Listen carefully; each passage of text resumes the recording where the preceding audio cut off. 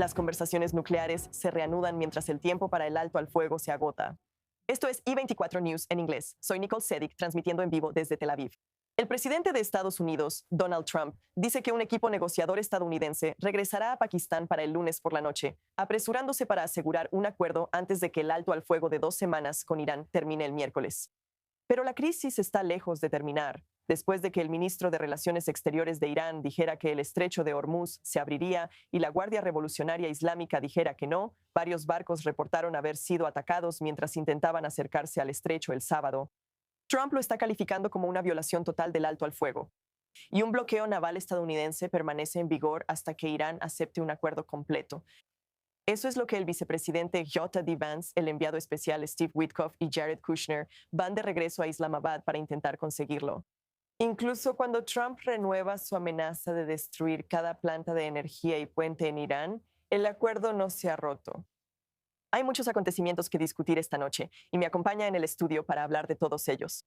La corresponsal principal de Medio Oriente de I24 News English, Ariel Osran, el corresponsal principal de I24 News English, Owen Alterman, así como el general de división en la reserva, Eitan Dan Go, exsecretario militar de 3 ministros de defensa israelíes, así como excoordinador de actividades gubernamentales en los territorios palestinos, también conocido como COGAT. Señores, gracias por acompañarme hoy en el estudio de I24 News English. Ariel, quiero empezar contigo porque el presidente de Estados Unidos, Donald Trump, dice que equipos estadounidenses se dirigirán a Pakistán para mañana, lunes por la noche. Sin embargo, la televisión estatal de Irán dice que no hay equipos saliendo desde Irán. ¿Qué está pasando? No solo no hay equipos dirigiéndose a Islamabad, sino que tampoco hay negociaciones mientras continúa el bloqueo naval de Estados Unidos, diciendo que cualquier informe en los medios estadounidenses, por el contrario, es parte de un juego de culpas destinado a presionar a Irán. Eso es lo que dice Irán aquí. Los mensajes contradictorios que salen de Washington junto con las amenazas y este bloqueo continuo simplemente no dejan espacio para negociaciones fructíferas y por lo tanto estas negociaciones no se van a llevar a cabo. Y vemos aquí que Irán se mantiene firme en sus líneas rojas y la táctica de llevar la situación al límite continúa, porque mientras cada parte se aferre a sus líneas rojas, no hay manera de evitar la reanudación de las operaciones militares. Así que a medida que nos acercamos a la fecha límite del miércoles, si en verdad ninguna de las partes retrocede en sus líneas rojas, ese parece ser el escenario inevitable, pero todavía pueden pasar muchas cosas de aquí al miércoles. Sin duda siguen ocurriendo muchas cosas cada hora, como siempre.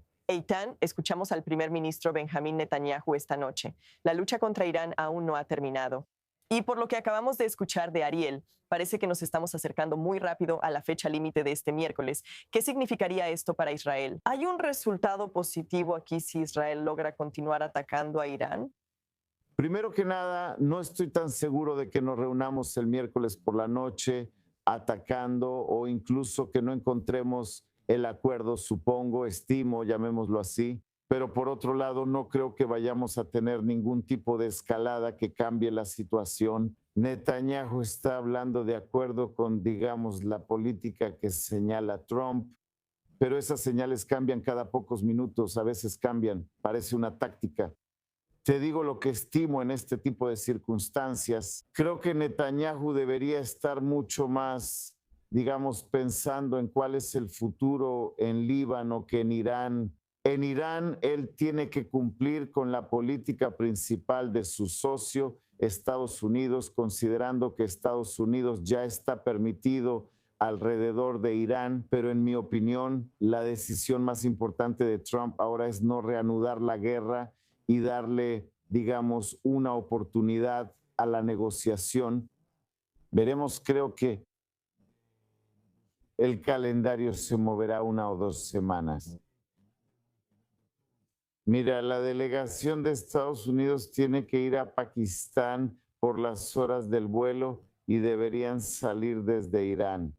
Toma 2 horas o incluso menos, así que el iraní puede venir.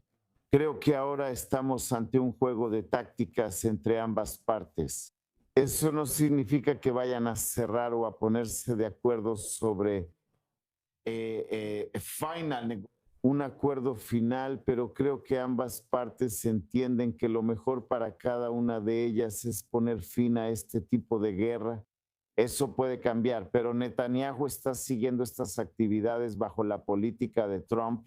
Por otro lado, y probablemente hablaremos de eso más tarde, creo que el Líbano es ahora el principal problema para Israel. En cuanto a los objetivos, en cuanto a la situación, ¿cuáles son los principales objetivos o metas que Israel presentó a sus civiles antes de ir a esta guerra? Muy bien, hablaremos sobre Líbano más adelante en esta transmisión. Pero Owen, sí quiero preguntar si estos dos equipos regresan a Pakistán y las negociaciones se reanudan.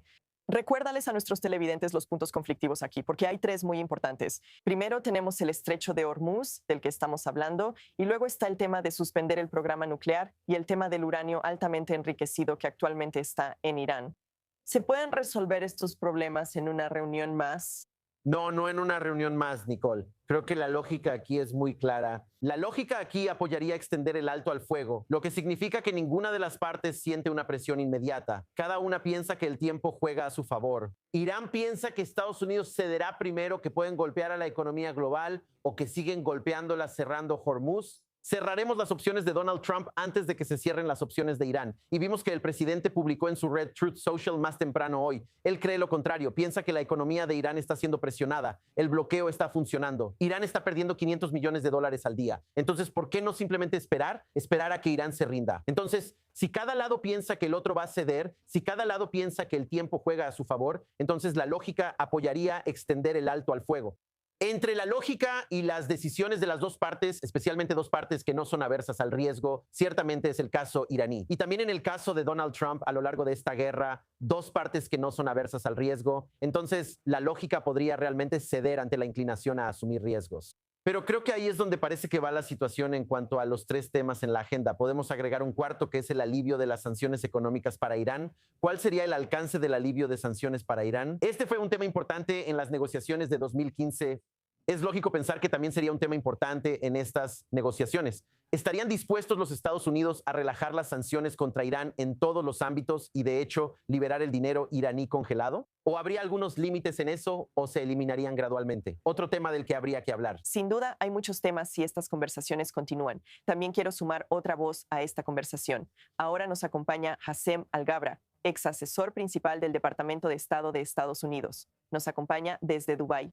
Hassem, estamos hablando sobre el equipo negociador de Estados Unidos y sabemos más o menos quiénes serían si regresamos a Pakistán. Pero aún así, está el tema de quién realmente representa a los iraníes. La televisión estatal iraní ya declaró que no quieren enviar un equipo negociador en absoluto. Pero esto está en línea con lo que hemos visto en los últimos días. Hay informes sobre quién realmente está hablando. Incluso si van a estas conversaciones, ¿pueden lograr que Irán acepte un acuerdo? Es una gran pregunta. El problema en realidad es más grande que esto. ¿Quién está a cargo? ¿Quién toma la decisión final en Irán? ¿Está vivo el líder supremo? ¿Está disponible? ¿Está a cargo? Todos los indicadores apuntan a que la Guardia Revolucionaria está a cargo, especialmente porque estuvieron luchando en barcos más temprano hoy y no hubo una decisión política clara detrás de esa acción militar. Es muy preocupante que un país del tamaño de Irán, con el poder militar de Irán, no tenga liderazgo, no tenga un liderazgo claro en este momento en medio de una guerra. A eso súmale que, incluso en circunstancias normales, es muy difícil negociar con los iraníes. Es como jugar un juego con niños. Cada vez que se encuentran perdiendo, intentan reiniciar el tablero y jugar una vez más, el mejor de tres. Y esto es exactamente lo que están haciendo ahora mismo. Se encuentran perdiendo en el tema del terrorismo y lanzando estos drones y misiles a los países vecinos. Cambian de táctica e intentan bloquear el estrecho de Hormuz. Eso les sale mal. Ahora están tratando de excluirse de las negociaciones. Es increíblemente difícil lidiar con algo así. Quiero volver a lo que dijo Owen, que es perfecto. Él aporta una lógica realmente buena, pero estamos hablando de un lado que es, en el mejor de los casos, ilógico. Y no sé cómo llevar la lógica a un país como Irán. Parece ser una tarea inútil en este momento. Entonces, ¿cómo se vería un verdadero avance? ¿Qué deberíamos esperar en los próximos días si estas conversaciones van a suceder, si estás negociando con una parte que no es lógica de ninguna manera? Bueno, como mencionó Ariel anteriormente, hay una buena probabilidad de que las hostilidades se reanuden debido a la falta de otras opciones. Um, Estamos dando una oportunidad a la paz, estamos dando una oportunidad a las conversaciones en este momento, enviando a J.D. Vance y al equipo negociador de regreso hasta Pakistán. Es un viaje largo, pero muestra una clara intención de terminar esta guerra, obviamente dentro de las directrices de lo que Estados Unidos quiere y lo que la comunidad internacional necesita de Irán. Sin embargo, si los iraníes no se presentan o si van a intentar reiniciar las negociaciones una vez más y vuelven a criticar el tema del enriquecimiento y tratan de evitar otros aspectos de cómo debería ser un acuerdo, volveremos a las hostilidades. No veo otra opción en este momento. Entonces, ¿cómo está afectando el tema del estrecho de Hormuz al futuro de las negociaciones? El presidente Trump dijo que el bloqueo naval continuará hasta que Irán acepte un nuevo acuerdo. Sin embargo, aquí en la televisión estatal iraní dicen que no pueden haber futuras conversaciones mientras este bloqueo naval de Estados Unidos siga en pie. Entonces, ¿esto está ayudando a la posición estadounidense o podría estar perjudicando el futuro de las negociaciones? Bueno, de nuevo, los iraníes están tratando de empezar de cero. Estoy seguro de que se sorprendieron bastante por Estados Unidos, bloqueando lo que pensaban que Estados Unidos quería abrir. Y eso creó presión adicional. Y de nuevo, como mencionaste, cientos de millones de dólares en pérdidas para Irán cada día. Así que los iraníes están diciendo, bueno, no hay negociaciones si tienes esa carta en la mano. Sin embargo, los estadounidenses están diciendo, bueno, esta es la carta con la que estamos negociando. Y ahora vamos a seguir con el bloqueo hasta que se presenten a la mesa de negociaciones con una propuesta sostenible y seria. Y esto no es un juego para los iraníes, pero esto es lo que me preocupa ahora mismo. Digamos que regresamos a Pakistán, los iraníes envían a alguien, hay algún tipo de idea. ¿Quién garantiza que este acuerdo sea sostenible? ¿Quién va a ser el garante de ese acuerdo? No puedo confiar en los iraníes ni tantito, especialmente ahora mismo. Así que, de nuevo, incluso en un escenario perfecto, un acuerdo sostenible parece muy difícil de alcanzar. Asem Algabra, excelente perspectiva como siempre. Gracias por acompañarnos hoy en I-24 News English.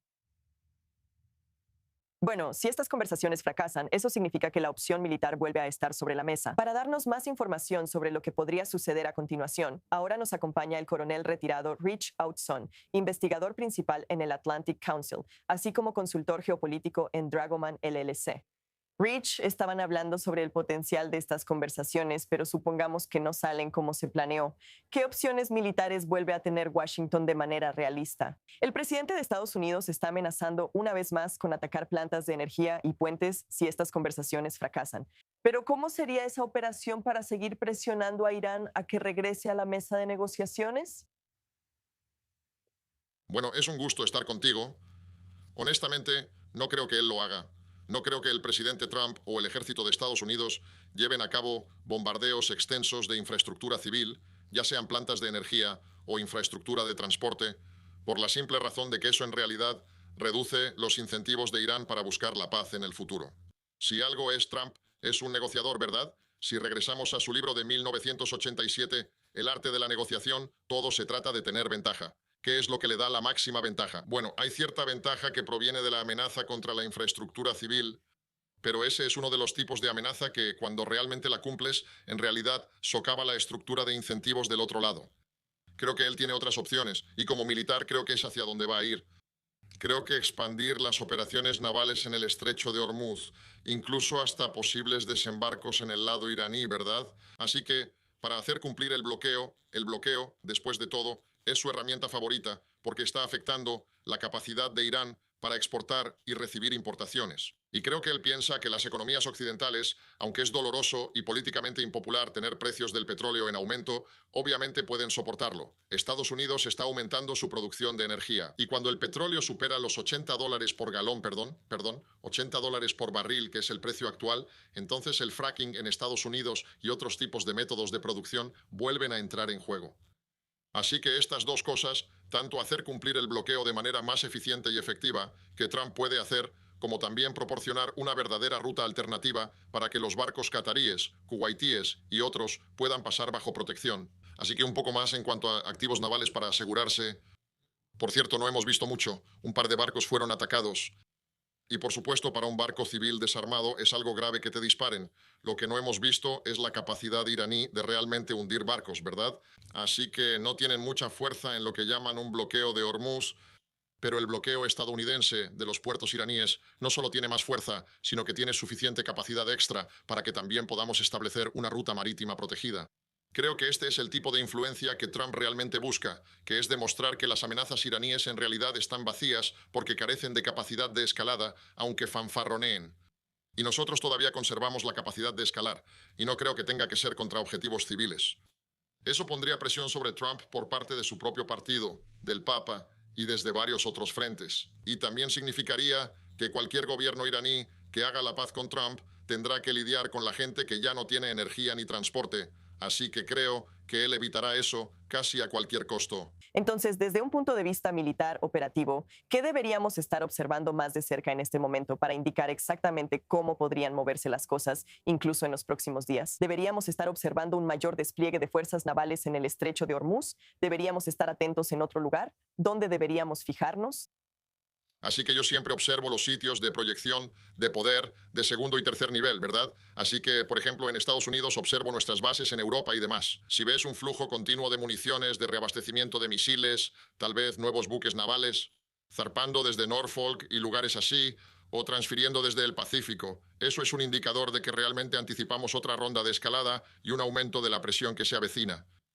Sería genial. Me encantaría estar aquí contigo diciendo, busquemos algunos barcos británicos o franceses o algunos refuerzos europeos para que esto realmente funcione, pero no estoy seguro de que eso vaya a suceder.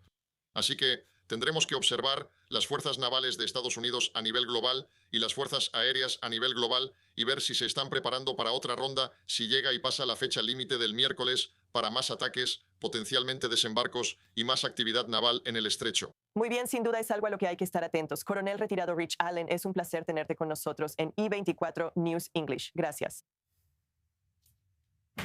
El alto el fuego entre Israel y Hezbollah ya está oficialmente en vigor, pero en el sur del Líbano, la violencia y las actividades militares no han cesado, con bajas de las fuerzas de defensa de Israel, comandantes de Hezbollah siendo atacados y Hezbollah disparando a otro soldado de la FINUL. Aquí tienes un vistazo a lo más reciente. Un alto el fuego sobre el papel, pero una realidad diferente sobre el terreno en el sur del Líbano. En los días transcurridos, desde que entró en vigor la tregua entre Israel y Hezbollah, varios incidentes mortales ya han generado serias dudas sobre cuán estable es realmente el alto el fuego. Del lado israelí, el ejército dice que 2 soldados murieron en incidentes separados después de que comenzó el alto el fuego, ambos causados por artefactos explosivos improvisados colocados por Hezbollah en pueblos del sur del Líbano. Según Israel, estos no fueron eventos aislados, sino parte de un entorno de amenaza persistente a lo largo de la frontera. Al mismo tiempo, Israel ha continuado con su propia actividad militar. Ha habido reportes de bombardeos de artillería y ataques realizados incluso horas después de que comenzó el alto al fuego, mientras Israel sostiene que está actuando contra una amenaza inmediata en el terreno. Funcionarios de seguridad israelíes también anunciaron la muerte del comandante de Hezbollah en Bint Jbeil, Ali Reed Abbas, tras un ataque el viernes dirigido a miembros de Hezbollah, quienes, según dijeron, habían violado los acuerdos del alto al fuego. Las tensiones también han afectado a las fuerzas internacionales. Un soldado francés que servía con la FINUL fue asesinado en el sur del Líbano, en lo que la presidencia francesa sugirió que fue un ataque de Hezbollah contra los soldados en la región de Derkifra, lo que confirma los hallazgos de inteligencia israelí. Hezbollah, por su parte, niega cualquier responsabilidad. Mientras tanto, los civiles están comenzando a regresar a sus hogares en el sur, pero con la violencia en curso, el ambiente sobre el terreno dista mucho de ser tranquilo. La conclusión es que no es un alto el fuego efectivo, sino más bien una pausa frágil con ambos lados aún operando, aún probando los límites y con el riesgo de escalada muy presente. De vuelta aquí en el estudio ahora con Ariel, Owen y Eitan. General de División Dango, usted dice que Líbano es el frente por el que Israel debe preocuparse más en este momento. Y hoy, las Fuerzas de Defensa de Israel publicaron un mapa que muestra dónde está la nueva línea amarilla, por así decirlo, las posiciones avanzadas de las tropas de las Fuerzas de Defensa de Israel que aún operan en el sur del Líbano. Pero incluso con una zona de amortiguamiento, ¿esto elimina la amenaza de Hezbollah para los residentes del norte de Israel o solo la aleja un poco más? Primero que nada, crearán un efecto en el terreno. el área geográfica será controlada por Israel. Creo que hasta que Israel esté seguro, en mi opinión, Hezbollah debería ser desarmado. Sin eso no podemos retirarnos porque es una zona de amortiguamiento, una zona de seguridad o una zona amarilla. Solo para tenerlo claro sobre el terreno, tienes algo entre 6 y 9 kilómetros de oeste a este a lo largo de toda la frontera. Cambia de acuerdo a eso. Eso te da, digamos, una defensa contra el lanzamiento de misiles antitanque que más o menos están dentro de ese tipo de alcance. Israel no está cubriendo todas las amenazas y eso continúa. La mayoría de los lanzamientos de cohetes hacia Israel, especialmente hacia el área norte, y también los ataques contra las fuerzas terrestres armadas israelíes que están desplegadas en el sur del Líbano, se realizan al norte del río Litani en Líbano. Y Hezbollah tiene miles de cohetes en su arsenal. ¿Qué significa eso? Significa que, en mi opinión, antes que nada, la guerra en Líbano continúa. No se puede hablar de un alto al fuego. No estamos haciendo un alto al fuego, desafortunadamente, solo con Beirut o con la Daja, que Trump le pidió a Bibi Netanyahu que no atacara. Pero ahora hay una misión muy clara de crear el mecanismo en la parte sur del Líbano, lo que le dará, en mi opinión, a las Fuerzas Armadas israelíes la manera de operar contra cualquier tipo de amenaza que pueda señalar, ni siquiera en la zona de seguridad amarilla que publica Israel, o incluso hasta el río Litani, porque no puedes hacer. Un tercio es una zona amarilla, un tercio es una zona roja y la otra parte es el río Litani, cuando conoces el terreno. Lo nuevo es el hecho de que renuevan o por primera vez tenemos discusiones operativas con las autoridades libanesas sobre la paz. Puede acortar la duración del cronograma, lo que será un acuerdo principal bajo el paraguas de Estados Unidos. ¿Qué significa eso? El objetivo principal será después de eso cómo desarmar a Hezbollah o cómo presionar a Hezbollah. Así que el mensaje o la noticia en Líbano. Y desafortunadamente podemos decir que en las últimas 24 horas, 2 soldados reservistas israelíes han sido asesinados en la zona de Líbano. Y eso significa que la lucha ahí tomará muchos meses. Solo mediante un acuerdo entre Israel y Líbano puede ser más corto y traerá por primera vez desde la existencia de Israel y Líbano que quede bajo la responsabilidad de ambos países. Ahora Líbano no puede desarmar a Hezbollah. Así que la noticia es que vamos hacia otro tipo de guerra, que es como una guerra de guerrillas y debe estar bajo un mecanismo israelí muy claro. Así no habrá dudas cuando se reanude el fuego. Puede ser en cualquier segundo, en cualquier momento. Es una guerra de defensa. Israel está en esta guerra de defensa, Owen, como Eitan acaba de explicar. Pero, ¿cómo está monitoreando esto Estados Unidos? Porque fue una gran sorpresa el fin de semana cuando el presidente de Estados Unidos dijo que Israel va a detener los bombardeos en Líbano. Esa no es la realidad sobre el terreno. Bueno, depende de lo que quieras decir con bombardeos. Nicole, todavía hay fuego de artillería. Israel sigue moviéndose y asegurándose de que los terroristas no ataquen nuestro país. Pero en cuanto a los bombardeos, tal vez podrías decir que Israel, estrictamente hablando, está siguiendo las instrucciones de Donald Trump, si quieres. Pero eso es solo una instantánea del pensamiento de Donald Trump. Y sabemos que este es un presidente que funciona como si estuviera en un video, o al menos en una serie animada, una serie de imágenes distintas que se suceden. Tenemos al primer ministro Benjamín Netanyahu, que entiende esto y puede apostar a largo plazo con la Casa Blanca y con Estados Unidos, que sabe que hay otra parte que también podría querer poner a prueba el alto al fuego, lo que podría darle oportunidades a Israel. Así como Hezbollah fue el primero en disparar, creo que 2 cohetes en el segundo día de la guerra contra Irán, y mira lo que Israel pudo hacer en términos de hacer retroceder a Hezbollah de la frontera y reducir la amenaza. Así que Israel quiere trabajar con eso. Mientras tanto, me parece que el objetivo es, por un lado, continuar la lucha contra Hezbollah militarmente tanto como sea posible.